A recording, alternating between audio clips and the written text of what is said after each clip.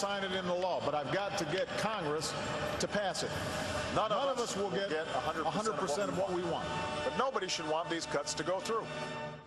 All right, a classic. If and when the Obama sequester takes effect on Friday, it's because the president was more concerned with fear-mongering than finding a solution to the problem that he himself created. Joining me now with some insight, Democratic Congressman Keith Ellison of Minnesota. Congressman, welcome back, sir. You bet. I guess that's what we could describe as staying on message, something the Democratic Party, I would argue, is very good at. Let me ask you. You're pretty good at it, too. Well, thank you. You know, quite frankly, you are the worst excuse for a journalist I've ever seen. I am the what? I can't hear you. You heard me. I didn't know. Say it again. I didn't hear you. I heard you. I mean, what you just displayed was not journalism. It was yellow journalism. It wasn't anything close to trying to tell the American people what's really going on. And, I mean, it's just shocking to me. Yellow journalism? To play Obama in his own words is yellow journalism? Well, with the background music and with your lead up before you let the president talk, let me tell you, I was here. Everything the president said is absolutely true. Yeah. And for you to try to make the American people think that it isn't is deceptive on your part. Oh, and it's a breach of everything. Every journalistic ethic I have ever heard of was just violated by you. And the president was truthful. The president was honest. What the president said was dead on accurate. And for you to say the president is to blame here is ridiculous. I was there August 2011 when the Republicans, your party, which you shamelessly represent. Let me correct the record. You are nothing but a Republican. Yes, sir, you are. Sir, yes, you are. Sir, I'm a registered. Sir. Well, let me just say, I am not a registered Republican. I'm a registered conservative. You are a shill for the Republican Party. I am a registered conservative, sir. You alibi them constantly. You alibi them 100% of the time. Keep going. You don't keep do anything ranting. else. Okay, well, good. Let me just say this. What the president said is absolutely true. The people watching your show should ignore all of the commentary that you put in and all of the hype music that you put on, and should pay attention to what the president actually said, because what the president said was true.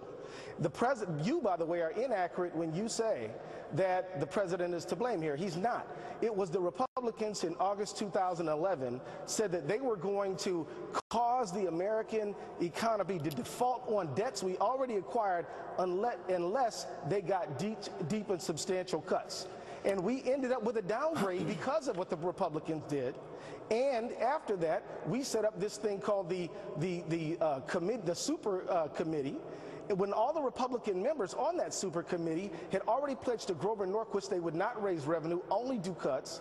And then after it failed, as it always was going to, we ended up with sequester. Let me ask you a question. I've given you plenty. Wait a minute. You said I could rant, and I've given you plenty of time to rant, Congressman. Now it's we'll let you get a word in. Go ahead. Oh, you're so nice to give me a word on my own program. Okay, I changed my mind. Let me ask you a question. As a matter of fact, let me ask you. You said the president was true. Congressman, calm. I will give you your chance. I gave you 3 minutes to rant. Calm down.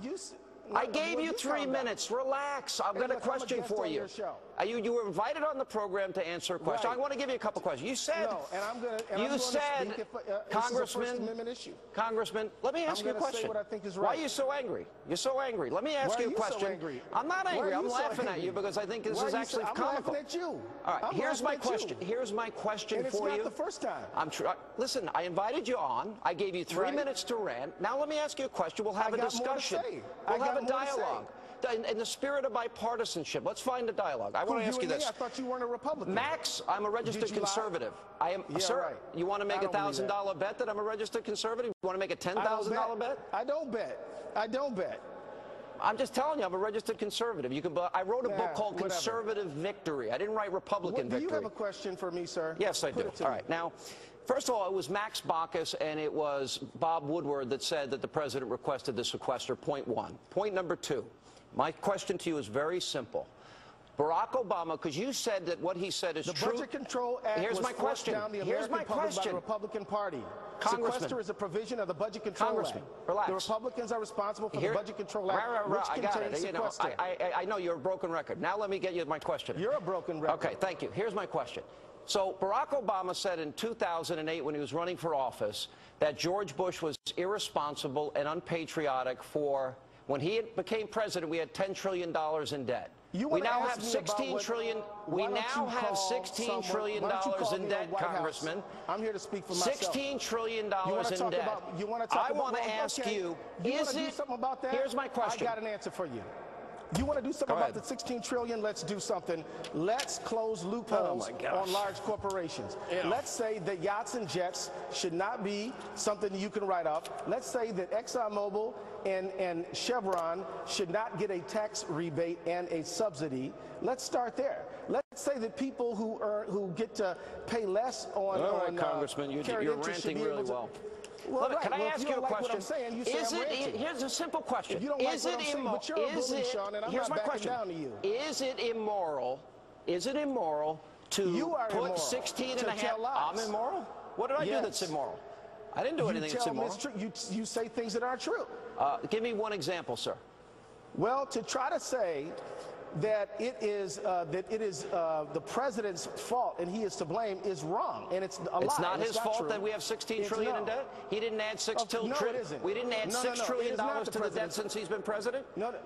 We did add $6 trillion to debt since he's been president. What about the other 10? Right. Let's talk about the other 10. Congressman, you are a total waste of time. I'm moving on because our audience deserves better. Thank you for being with us. I tried to give you a fair shot. And coming up.